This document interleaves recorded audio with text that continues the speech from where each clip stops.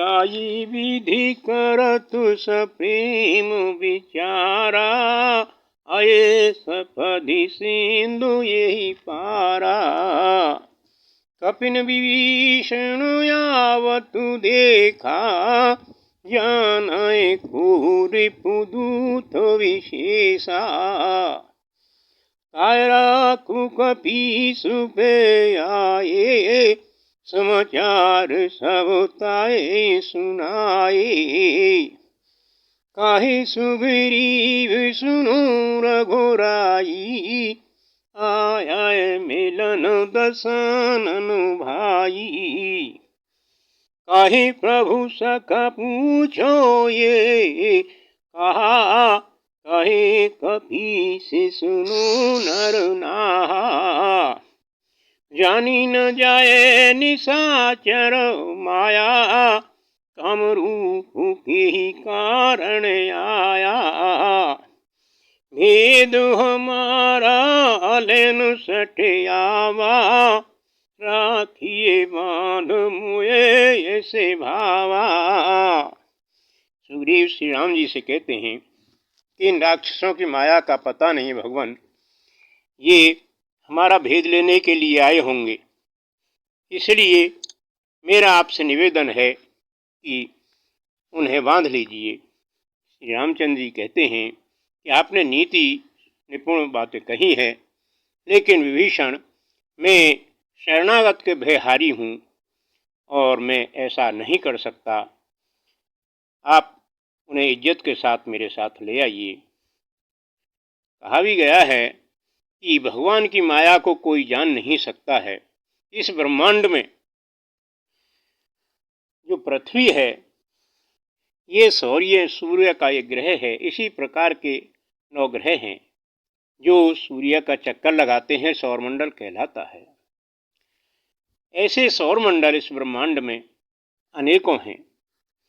उन सब को सृष्टि को चलाने वाला विधाता किसी की वाणी से या किसी की बुद्धि से अलग है, तो ये भगवान को पहचान सकता है कौन ऐसा नर है। तो उनकी जो माया है वो तो वो ही जाने। इस प्रकार से रामचंद्र जी कहते हैं कि उनको ले आइए। आगे सुनिए।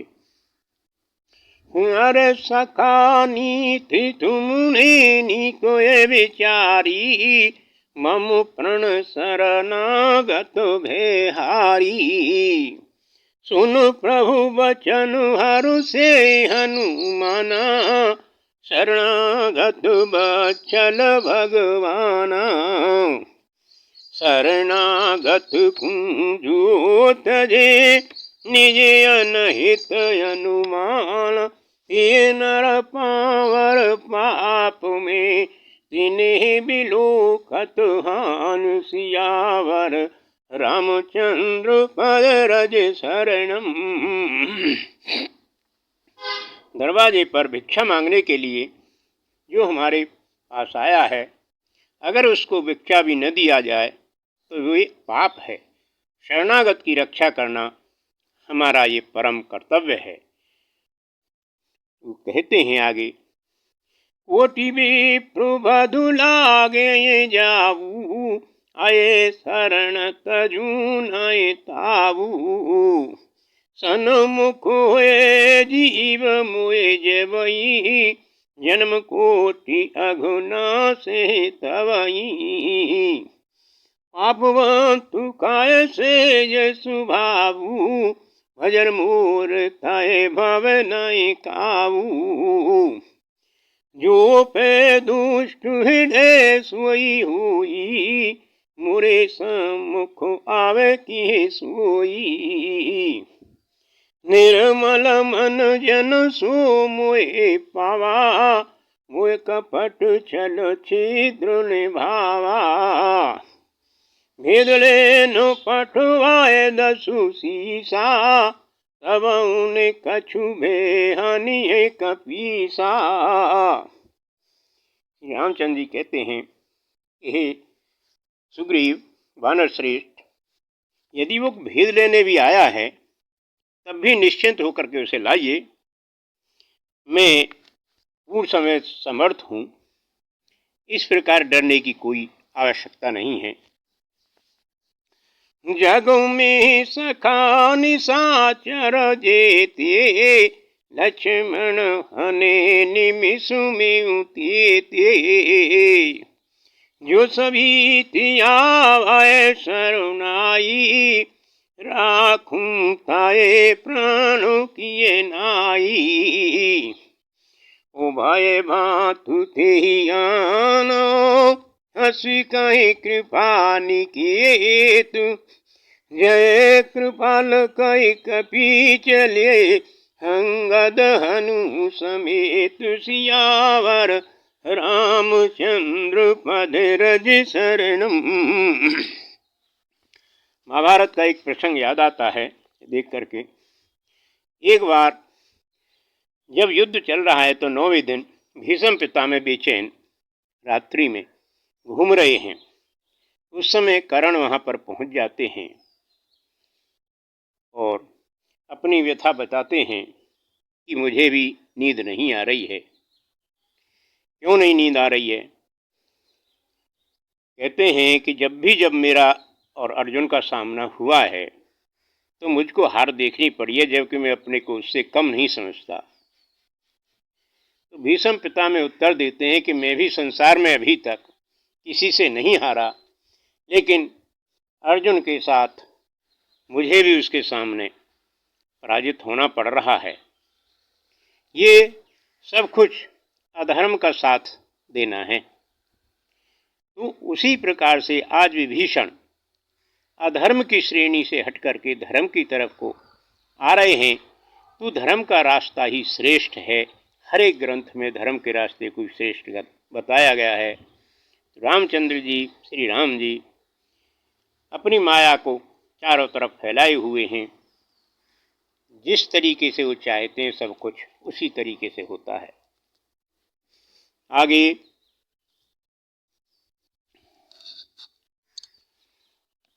सादर तेहि आगे कर बानर, चले जहाँ रघुपति करुणा कर।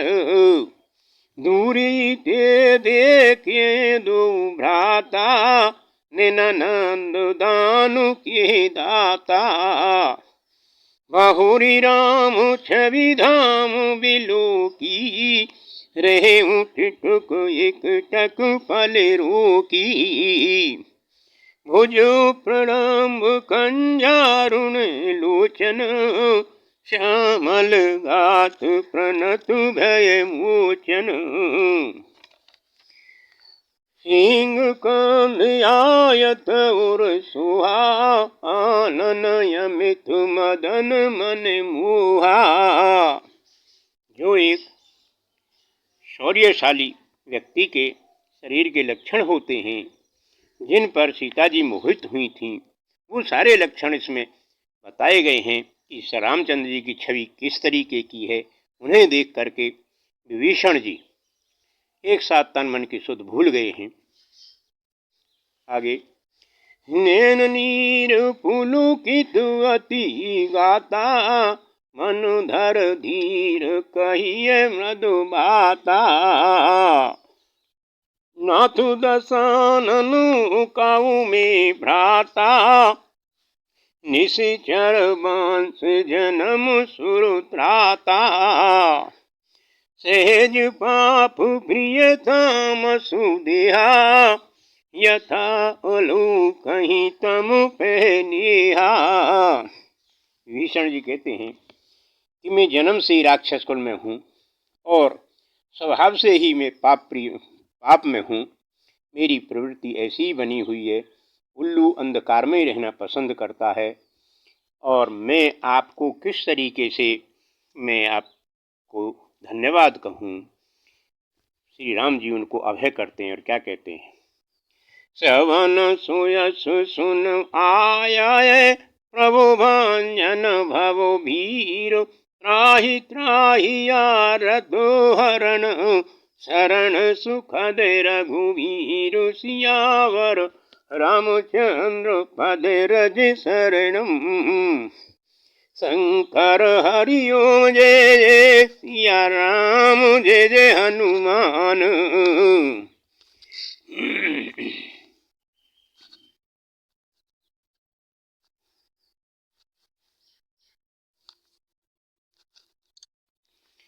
इस तरीके से भीषण श्री रामचंद्र जी को दंडवत करते हैं। दोनों ही तरफ से अभिमान रहित उक्तियां हैं, और जितना आदमी बड़ा होता है वो उतना ही नम्र बनता है। एक बार ऋषि धूम में अपने शिष्यों को लेकर के ब्रह्मांड देशाटन के लिए चले हैं, और जंगल में जाकर के उन्होंने कैंप लगा लिया है। तो सभी छात्रों से कहते हैं कि आप भ्रमण करके आइए और मैं आपसे आपके अनुभव पूछूंगा। वन में घूम करके जब शिष्य आते हैं तो सभी अपना अपना जो अनुभव है उसे बोलते हैं, कहते हैं। कोई कहता है कि वन बड़ा सुंदर है, कोई कहता है यहाँ वृक्षों में पक्षियों का कलरव वो बड़ा सुंदर है, कोई कहता है यहाँ की लताएं बहुत सुंदर हैं। विभिन्न प्रकार से अपने अनुभव बताते हैं। उनके जो परम शिष्य हैं उद्दालक वो चुप हैं। अब उद्दालक से पीछे पूछते हैं वो कि उद्दालक तुम चुप क्यों हो, सभी अपने अपने अनुभव बताए। उद्दालक कहते हैं कि गुरु जी, मैंने यहाँ एक विशेष देखा जिससे मैं प्रभावित हुआ कि जो सूखे पेड़ हैं वो तन के खड़े हुए हैं और जो फलदार हैं वो नवे हुए हैं। कहने का मतलब मेरा ये है कि जितना भी बुद्धिमान या किसी तरीके से बलपूर्ण है वो तो नवता ही है, उसमें गंभीरता आती है। और जो ना कुछ होता है वो तनकर की खड़ाई होता है। तो दोनों तरफ यहाँ अभिमान रहित हैं और दोनों ही एक दूसरे को नवते हैं। देखिए किस प्रकार से दोनों का अहंकार नजदीक तक नहीं आता है। आगे सुनिए। ऐसे कहे दरत दंडवतु देखा, तुरत उठे प्रभु हरष विशेषा। दिन वचन सुनु प्रभु मन भावा, भुवय विशाल गए हृदय लगावा। अनुज सहित मिल डिग बैठारी, बोले वचन भगत भेहारी। कहो लंकेशु सहित परिवारा, कुशल कुठोर है बास तुम्हारा। दुश्मन रावण है श्री राम जी का, लेकिन फिर भी विभीषण से उस दुश्मन की भी, क्योंकि विभीषण का भाई कुशलता पूछ रहे हैं, क्या दीन दयाल हैं। वास्तव में ही ऐसे भगवान की क्यों न पूजा की जाए। कहते हैं कि ऐसे जगह पर तुम्हारा वास है, कैसे रह रहे हो। खल मंडली बसो दिन राती, सखा धर्म निभाओ का भांति। मैं जानू तुम्हारी सवरीति, अति ने निपुण नए भावे अनीति। बर भल बासुनर कु काहे ताता, दुष्ट संग नहीं दे विधाता। अब पद देखी कुशल रघुराया, जो तुम किन्हीं जाने मुपदाया। अब लग कुशलन जीव को, सपने मन विश्राम। जब लग भजत राम को, सुख धाम तज काम सियावर। रामचंद्र पद रज शरणम। विभीषण जी कहते हैं कि हे श्री राम जी, मैं वहाँ नरक में रहता था, और वास्तव में ही आस पड़ोस अच्छा होना चाहिए, वरना तो जिंदगी नरक हो जाती है। वैज्ञानिकों ने परीक्षण किए हैं कि पास पड़ोस का प्रभाव व्यक्ति पर अवश्य पड़ता है, उसकी बुद्धि पर, उसके रहन सहन पर, सब पर प्रभाव पड़ता है। तो जहाँ जैसे रहता है आदमी, उसका उस पर प्रभाव पड़ता है। विभीषण भी अपने को मान रहे हैं कि मैं राक्षसों में रहकर भी ईश्वर की भक्ति में लीन होते हुए भी राक्षसी प्रवृत्ति का हूँ। धन्यवाद साथियों, आज का प्रसंग यहीं तक। नमस्कार।